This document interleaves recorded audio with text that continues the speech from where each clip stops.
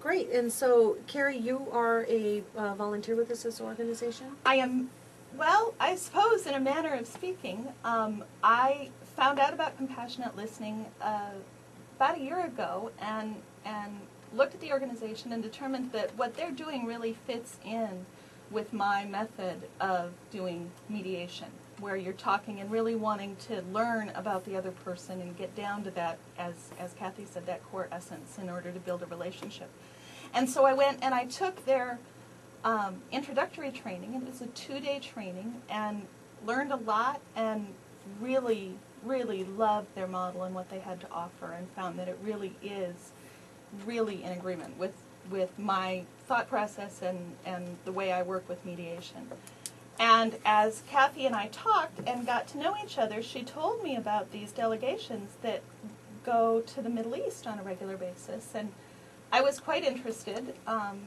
I have a significant tie to the Middle East. I have a good friend who lives in Egypt, and we hosted a Muslim exchange student through a State Department program for a whole year last year, and it was a wonderful experience. And so I can do a whole show on that. We could do a whole show just on that. Could we do a whole show on that, Kathy? Well, I got 52 shows a year that I have to fill, so we'll put that on the docket to bring you back on, and we'll talk about that. That's absolutely fascinating. I just would love to have that person call in and talk on the air about their experiences in the United States as a Muslim living here. That would just be well, and as a Muslim from a Muslim country, right? Right.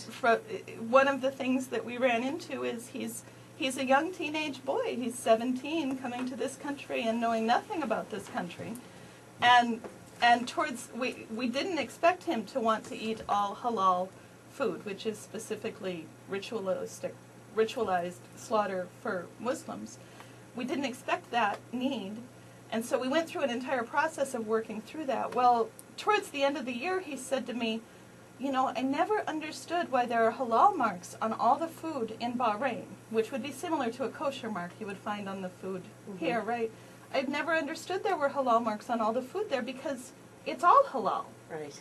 So it was like scooping him out of his universe into this completely different world. Excellent. It was wonderful. We're gonna have this. Okay. I've just made an executive decision. Since it's my show, I can do whatever I want.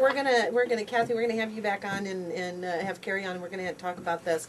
But I specifically want to talk a little bit more about this upcoming trip that you want to take. And we are actually running up on a break. So how's that for a cliffhanger? There we go. We are going to go ahead and take a break. There you go. And when we come back, we're going to have Kathy and Karrie back on. And we're going to talk about a upcoming event that they're doing in their organization that's coming up that is incredible that we want to talk about. And we've got another caller from another nonprofit. We do. Great. I see that. So we've got, they're stacking up. So we're going to take a break, and when we come back, we're going to talk to our caller and talk a little bit more about the Compassionate Listening Project. You're listening to Walk the Talk with Kim on Alternative Talk, KKNW. Thank you for listening. I'll call out and put all that information out for you. So, Karrie, how did you get your welcome anything? How did you decide that this is what you wanted to do? My plan was to go in a year or so, and I had talked to my son. My son is in high school, and he is active in anti-bullying advocacy at his high school. So he was very interested in this trip as well. But we really determined we needed to wait and go a year from now. And then we learned that for a bunch of reasons, right now there aren't any more delegations planned. There aren't any on the schedule. And so we felt that even with the short amount of time that we have, really to raise the funds for both of us to go, we've got about 6 weeks, that this is so important. If you've got people sitting down together in the area of the most intractable conflict in the world, if you've got a group that can teach something about how to get those kinds of people sitting down, then Addison's and my thought is that what kind of difference could we make in our community? And what kind of difference could he make in his high school? And what kind of difference could we make in our families and in our churches, in our little tiny valley, right?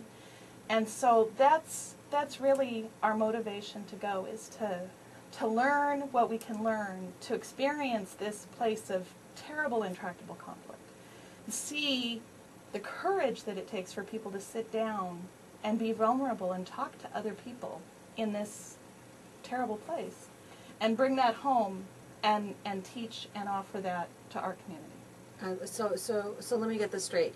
You have a 16-year-old, I think he's 16 He's and a half, almost 17. almost 17 years old, says, Mom, I am involved in this bullying at school thing, and I feel very passionate about this, and I want us to go to the Middle East where it's bullying, I guess, on steroids in many, many different ways, however you look at it, no matter what side You're talking about. You know, everybody, yeah, exactly. And you've raised an incredible kid. That's first thing, is that I haven't even met him, and I want to meet him really bad.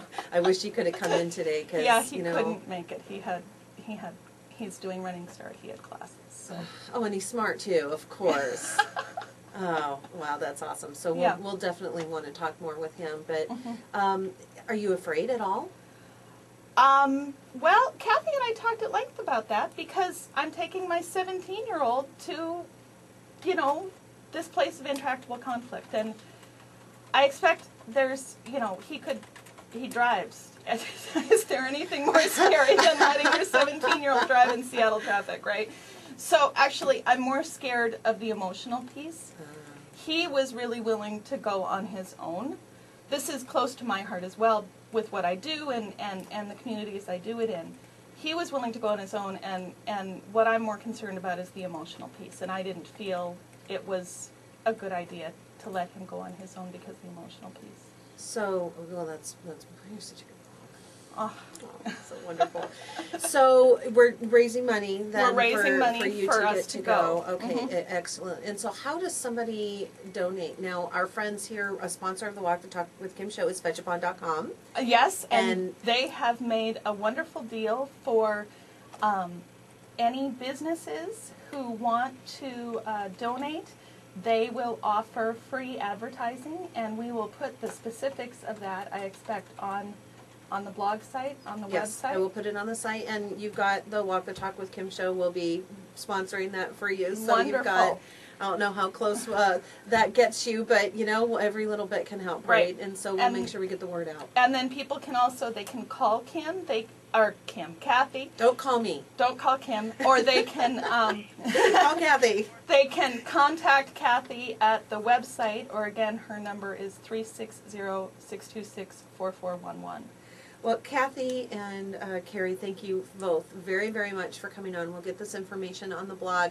We're going to have you on for another show, I think, and especially when you come back. We're going to do a whole week on that one for sure. So thank you for spending so much time with me today. It was great having you. Thank you for having us.